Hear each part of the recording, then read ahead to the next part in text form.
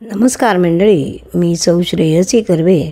श्री शारदीय नवरात्रोत्सव देवी पूजन भाग 4. मंडळी, शारदीय नवरात्रोत्सव आपण साजरा करतो तेव्हा सुखद असा शरद ऋतू सुरू झालेला असतो. सृष्टी उल्हसित झालेली असते, हिरवीगार झालेली असते. अशावेळी नवरात्राच्या रूपाने मातृत्वाचे स्तोत्र गाऊन वात्सल्य भावनेचा आदर करण्याची ही आपली परंपरा आहे. सत्व रज तम अशा विविध रूपामध्ये वावरणारी ही महामाया जगदंबा म्हणूनच जगाची केवळ निर्मितीच नाही तर नियमनही करणारी अशी महान शक्ती आहे. शारदीय नवरात्र, शारदीय म्हणजे शरद ऋतूतील हे जे नवरात्र असतं ते आपण जसं साजरं करतो तसं चैत्र महिन्यामध्ये सुद्धा नवरात्र असतं. 1 वर्षाचा प्रारंभ आणि 1 वर्षाचा मध्यबिंदू. संपूर्ण आरोग्यप्राप्ती राहावी म्हणून ही नवरात्राची उपासना. पहिलं वर्षारंभी म्हणजे चैत्र महिन्यामध्ये तेव्हा वसंत ऋतू असतो. या ऋतूमध्ये माणसाच्या शरीरातली कफ प्रवृत्ती बळावते म्हणून वमन म्हणजे कफापासून पोट साफ करण्यासाठी ही उपासना असते. तसाच थोडा प्रकार हा शरद ऋतूमध्ये सुद्धा असतो. या नवरात्रामध्ये व्रतस्थ राहून उपास केले तर शक्तीचा संचय होतो. शक्तीचा संचय करणं हे आपल्या दृष्टीने, आपल्या आरोग्याच्या दृष्टीने अतिशय महत्त्वाचं असतं. साध्या गोष्टीमध्ये सुद्धा आपली शक्ती वाया जाते. तिचा संचय कसा करायचा म्हणून हे वेगवेगळे उपाय करायचे असतात.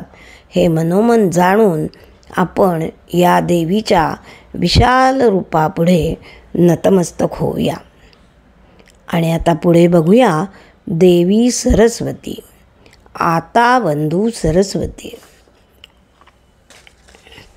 मंडळी, या देवी सरस्वतीची मार्कंडेय पुराणातल्या सप्तशतीत दिलेली कथा आता आपण बघूया. या सप्तशतीत ती कथा जी दिली आहे त्यामध्ये शुंभ निशुंभ या दैत्याने युद्धामध्ये देवांचा पराभव केला आणि ते यज्ञभोक्ते बनले.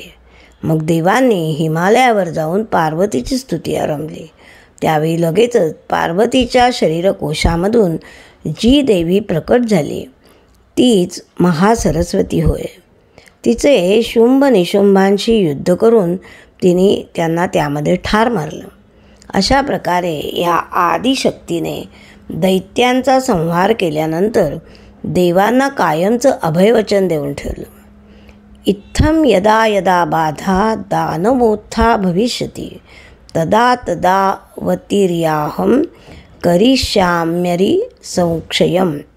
देव हो, जेव्हा जेव्हा तुम्हाला अशी दानवांची बाधा उद्भवेल तेव्हा तेव्हा मी अवतार घेऊन शत्रूंचा निपात करेन.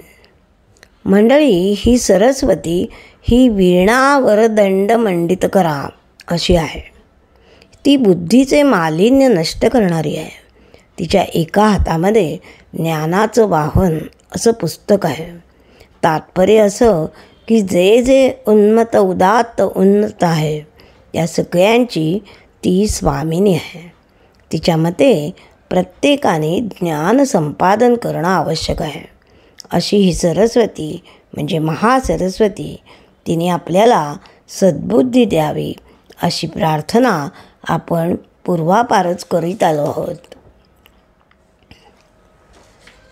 सरस्वती ही वाणीची देवता. 4 प्रकारच्या वाणी हे तिचंच रूप असं समजलं जातं. साहित्याची, वाङ्मयाची देवता म्हणून सरस्वती सुप्रतिष्ठित आहे. त्यामुळेच ज्ञानेश्वर महाराजांनी श्री ज्ञानेश्वरीच्या पहिल्या अध्यायामध्ये प्रारंभी श्री गणेशाचे पहिल्या 20 ओव्यांमधून नमन जरी केले तरी 21व्या ओवीत शारदेला वंदन केलेले आहे. आता अभिनव वाग विलासिनी जे चातुर्यार्थ कला कामिनी ते शारदा विश्वमोहिनी नमस्कारिली मिया असं वंदन माऊलींनी केलेलं आहे. नामदेव महाराजांनी मंगलाचरणाच्या अभंगामध्ये पहिल्या कडव्यामध्ये गणपतीला नमन करून दुसऱ्या कडव्यामध्ये दुसरी वंदू सारजा जे चतुराननाची आत्मजा वाक सिद्धी पाविजे सहजा तिच्या चरण ओजा दंडवत अशा शब्दामध्ये शारदेला वंदन केलेलं आहे.